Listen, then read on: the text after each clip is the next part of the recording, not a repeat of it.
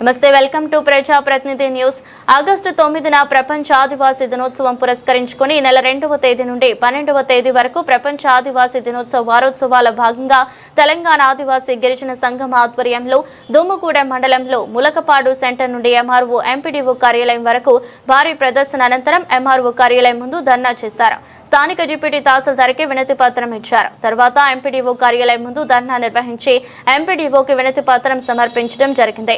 అనంతరం తెలంగాణ ఆదివాసీ గిరిజన సంఘం మండల అధ్యక్షులు కంకల రాంబాబు అధ్యక్షతన జరిగిన ఈ కార్యక్రమంలో తెలంగాణ ఆదివాసీ గిరిజన సంఘం భద్రాద్రి కొత్తగూడెం జిల్లా కార్యదర్శి కారం పుల్లయ్య మాట్లాడుతూ ఆదివాసీ హక్కులు జోలికొస్తే ఊరుకోమని ఈ సందర్భంగా రాష్ట్ర కేంద్ర ప్రభుత్వాలకు హెచ్చరిక చేశారు.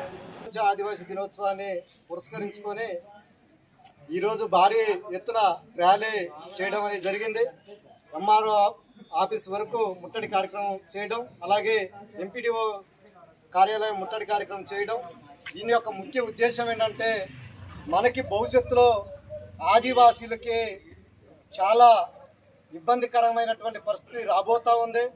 ఇప్పటికే 170 చట్టాన్ని అక్కడబందీగా అమలు చేయాలని మన ఏజెన్సీ ప్రాంతంలో ఇది 5th షెడ్యూల్ ఏరియాని 6వ షెడ్యూల్లో కలపాలని మనం పెద్ద ఎత్తున ఉద్యమాలు చేస్తున్నటువంటి ఈ తరుణంలో మరి 170 చట్టాన్ని సవరించాలని సుప్రీంకోర్టుకి మరి గిరిజనేతరులు అందరూ కూడా దాదాపు 1750 మంది సుప్రీంకోర్టుకి వెళ్ళడం జరిగింది.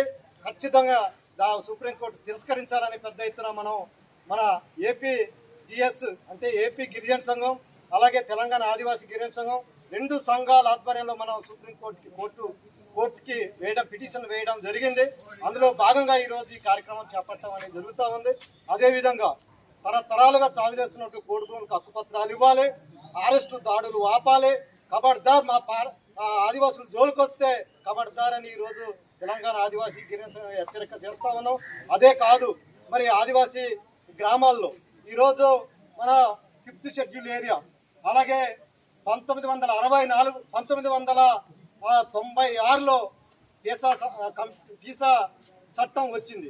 ఆ పీసా చట్టాన్ని తుంగలో తొక్కి ఈరోజు గ్రామ సభలు సక్రమంగా జరపకుండా ఇందిరమ్మ కాలనీల విషయంలో అవకతవకలు జరుగుతూ ఉన్నాయి. మరి ఇందిరమ్మ కాలనీలు ఇవ్వాల్సినటువంటి అవసరం ఉన్నప్పుడు ఆ గ్రామ సభలో ఆమోదం తీసుకోవాలి.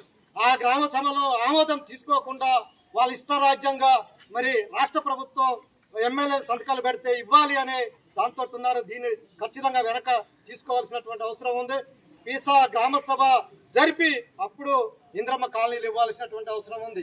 అదే కాకుండా ఈరోజు ఎన్ఆర్ఈజీఎస్ సంబంధించినటువంటి సీసీ రోడ్లు మరి ఇక్కడ ఉన్నటువంటి గెలిచినటువంటి సర్పంచులకు తెలియదు, అక్కడ ఉన్నటువంటి సెక్రటరీకి తెలియదు, అక్కడ ఉన్నటువంటి వార్డు మెంబర్లకు తెలియదు, అక్కడ ఉన్నటువంటి ఎవరైతే ఆదివాసీలు ఉన్నారో వాళ్ళకు తెలియకుండా ఎన్ఆర్ఈజీఎస్ సంబంధించినటువంటి సీసీ రోడ్లు ఎమ్మెల్యే గారు చెప్తే ఎట్లా ఈ వాళ్ళకి సంబంధించినటువంటి పంచాయతీలకు ఎలా ఇస్తారనేది కూడా ఈరోజు మేము తెలంగాణ ఆదివాసీ గిరిజన సంఘాన్ని డిమాండ్ చేస్తా ఉన్నాం. భవిష్యత్తులో ఖబర్దార్. మన గతంలో సిపిఎం పార్టీ 8 సార్లు ఎమ్మెల్యేలుగా పనిచేసినటువంటి తరుణంలో ఎక్కడ కూడా రాజకీయ జోక్యం లేదు.